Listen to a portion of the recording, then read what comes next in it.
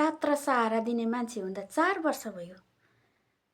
मेरो साथीले हेर्नुहोस् न दर्शकहरू, उसले अभियान चलेदेखि उसको सम्पूर्ण परिवारले यसरी नै श्रमदानमा खटिराखेको छ। धरानमा हरेक सुरु माननीय हर्क साङपाङको अभियानमा जोडिएर कुनै त्यो धरानको विकासको लागि उसको हात नपरेको कुनै ठाउँ छैन। अहिले पनि निरन्तर खटिराखेको छ। माइली सम्पूर्ण परिवारलाई धन्यवाद। इतिहासमा तिमीहरूको नाम लेखिनेछ। साथमा कमाउने जमाउने दिने मान्छे भयो भने देशको लागि यति राम्रो काम गर्न सकिने रहेछ। कति भाग्यमानी है तिमीहरू त। अभागीलाई सबै कुरोमा अभागी भाग्यमानीलाई सबै कुरोमा भाग्य। देश र आफ्नो ठाउँको गाउँठाउँको यति राम्रो अभियानमा भाग लिनु पाउनु यहाँभन्दा भाग्य कहाँ खोज्नु माइली। अघि बढ्दै जाऊ। अझै पनि इतिहासमा तिमीहरूको नाम अवश्य नै लेखिनेछ भन्ने मलाई लाग्छ। पुस्ताौं पुस्ता तिमीहरूको नाम रहिरहनेछ। जय श्रमदाता महान मेरो साथीहरूलाई। अहिले ज्येष्ठ नागरिक पार्कमा निरन्तर खटिरहेछ। उनीहरूले यस्तो तरिकाले माउरी जस्तै भेला भएर श्रमदान गरिरहेको छ। यस्तो राम्रो हराभरा बनाइसके। मूल्याङ्कन हुन्छ तिमीहरूको त्याग बलिदान, तिमीहरूले आफ्नो धरानको लागि बनाएको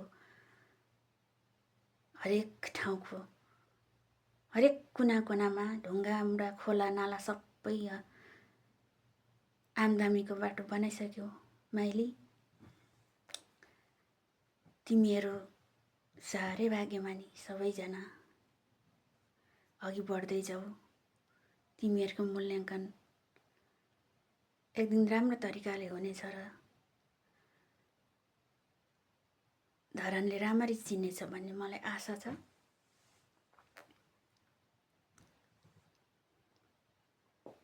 घरमा हुँदाखेरि त अब अभियान चलेन। आफू त अर्काको देशमा श्रमदान गर्दै ठिक्क माइली।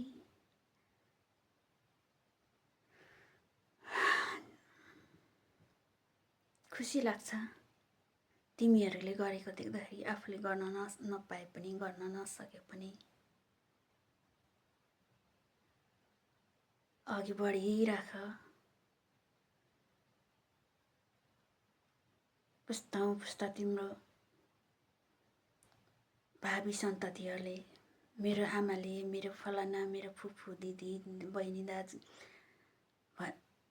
आमा बोजूले यस्तो गर्नुभएको छ। मेरो बोजू आमा साइन अनुसार तिम्रो भावी सन्तानले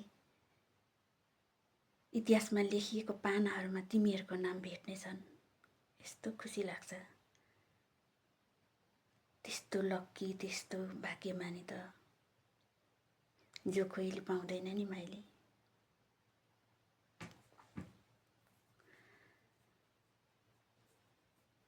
तिमीहरूले गरेको देखेर मलाई खुसी व्यक्त गर्न मन लाग्छ। शब्दहरू यसरी बोलेर राख्न मनपर्छ।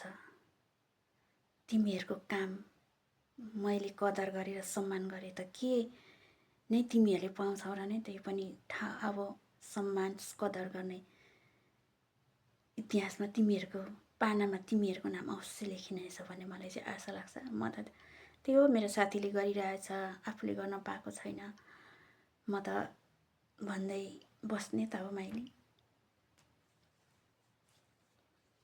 ज्येष्ठ नागरिक पार्क बनाइसक्न लागेछौ। सुम्निमा पारुवाङ पार्कतिर होला, त्यहाँ पछि स्तम्भतिर होला।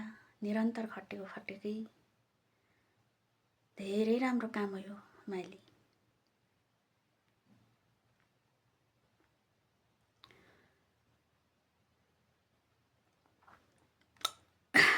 आफू त आफ्नो लागि सङ्घर्ष गर्दै हरेक समस्यामा बाधा अर्चन आउँदै पौठे जोडी खेल्दै आफ्नो लागि नै मेरो जिन्दगी बित्ने भयो। तिमीहरू जस्तो भाग्यमानी भए पो तिमीहरूसँग यसो एउटा भए पनि ढुङ्गा बोक्न पाउँथे, बोक्थे। मान्छेको चाहे जस्तो सबै हुँदैन भनेर भन्छ, तर सायद तिमीहरूको त चाहेको सोचेको सबै पुरा नै भएको जस्तो लाग्छ। एकै ठाउँमा हुर्कियो, एकै ठाउँमा खाइयो बसियो। तिमीहरू यस्तो गरिराखेको देख्दा म यस्तो अवस्थामा हुँदा के गर्नु। सबैको भाग एउटै नहुँदो रहेछ माइली। तिमीलाई एउटा सम्झना स्वरूप र मेरो साथीले गरेको कामको कदरको व्याख्या शब्दहरू राखेको है माइली, अनर्थ नसोच्नु ल।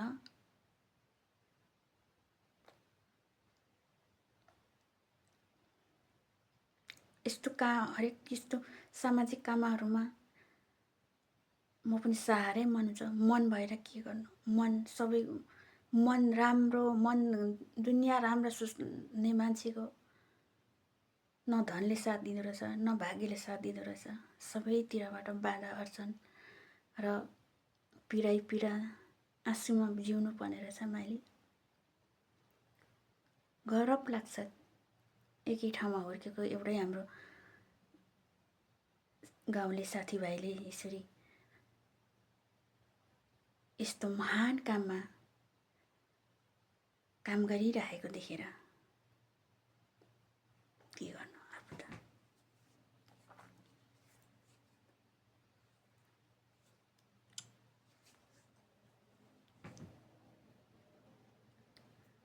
आफ्नो भाग्यले दोष दियो बस्यो। यस्तै छ है जिन्दगी माइली। तिमीहरूले देश आफ्नो गाउँको विकासको लागि यति राम्रो काम गरिरहेछौ। म त आफ्नै पेटको लागि पनि धाउधाउ छ। अघि बढिराख्नु, यस्तै राम्रो काम गर्दै जानु शुभकामना छ मेरो साथीहरूलाई।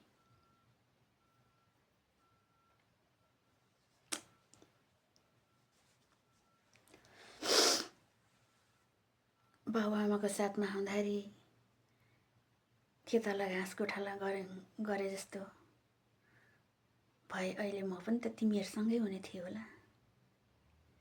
समय आफ्नो उमेरसँगै समय परिवर्तनसँग आफ्नो परिवर्तित जिन्दगीको पाइलाहरू यस्तै रहेछ। यस्तै जस्तो आफ्नो भागमा लेखेको त्यस्तो नचाहेको भए पनि अपनाउँदै अघि बढिराख्नु पर्ने रहेछ, सङ्घर्ष गरिराख्नु पर्ने रहेछ माइली। तिमीहरूको काम, तिमीहरूले गरेको त्यागको सम्मान छ मेरो साथीलाई। यसरी नै अघि बढिराख्नु, यस्तै राम्रो काम गरिराख्नु है माइली। धन्यवाद।